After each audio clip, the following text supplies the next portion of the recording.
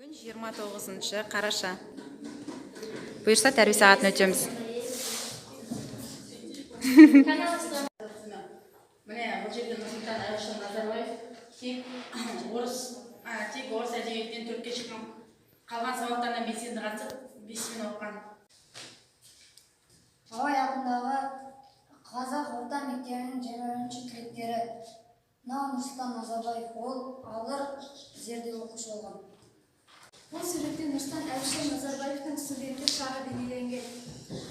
Мына суретте оның жанында тұрған оның жары Сара Алпысқызы. Нұрсұлтан Әбішұлы Назарбаев ең алғашқы жұмысын металлургия саласында бастады. Ол металлургия саласындағы киімі.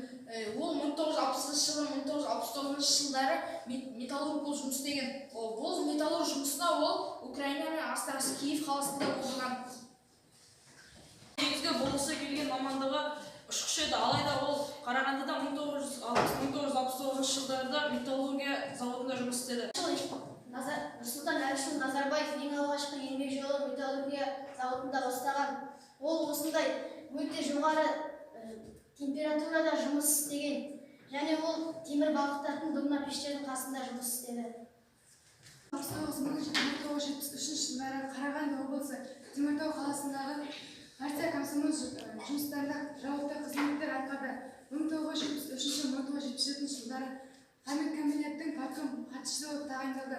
1977-1979 жылдары Қарағанды облыстық партия комитетінің хатшысы, екінші хатшысы болып тағайындалды. 1979-1984 жылдары Қазақстан КП орталық комитетінің хатшысы болып тағайындалды. 1984-1989 жылдары Қазақ КСР министрлік төрағасы болып тағайындалды.